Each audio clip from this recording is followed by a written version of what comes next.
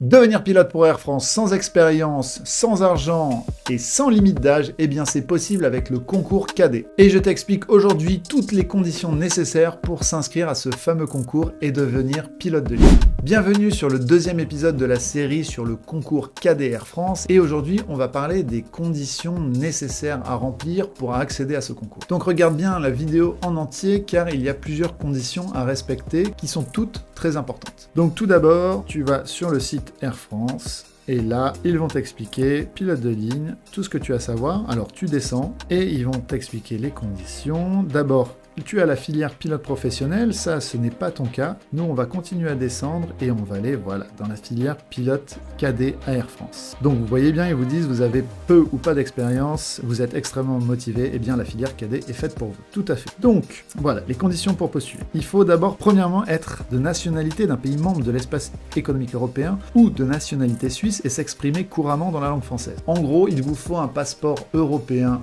ou suisse. Il faut parler couramment français, bien évidemment. Avoir un casier judiciaire vierge et respecter les conditions d'éligibilité et d'ajournement à la sélection. Alors ça, en gros, ça va concerner les pilotes qui ont déjà passé le concours une fois. Si c'est la première fois que vous passez ce concours, ne vous inquiétez pas, vous n'êtes pas concerné. Donc ils vous disent bien qu'il ne faut pas avoir été éliminé au cours de la formation. Et ensuite, c'est ça le plus important, satisfaire à l'une des conditions suivantes. Il y a 4 conditions principales. On va parler d'abord de l'ATPL théorique, on parle bien juste de l'examen théorique de l'ATPL qui est une condition d'accès au concours. Sinon, en deuxième condition, avoir fait les classes préparatoires, maths sup, maths p en gros. Après, il vous demande avoir suivi un cursus d'études dans un domaine scientifique ayant permis d'obtenir un bac+2 ou un minimum de 120 crédits ECTS. Alors pour ça, je n'y connais pas grand-chose, je vous invite à vous renseigner par rapport aux études que vous avez faites ou aux études que vous souhaitez faire si vous souhaitez passer le concours un peu plus tard. Et enfin, quatrième condition, être diplômé en cycle master bac+4, bac+5 d'université ou d'une école. Ensuite, et je vous l'ai toujours dit sur cette chaîne, très important, c'est l'anglais. Il vous faut une note minimale au TOEIC. Qu'est-ce que le TOEIC? Le TOEIC, ça va être un organisme qui va faire certifier votre niveau d'anglais. Il en existe plusieurs, mais Air France a toujours fait appel au TOEIC. C'est un concours payant et la compagnie vous demande,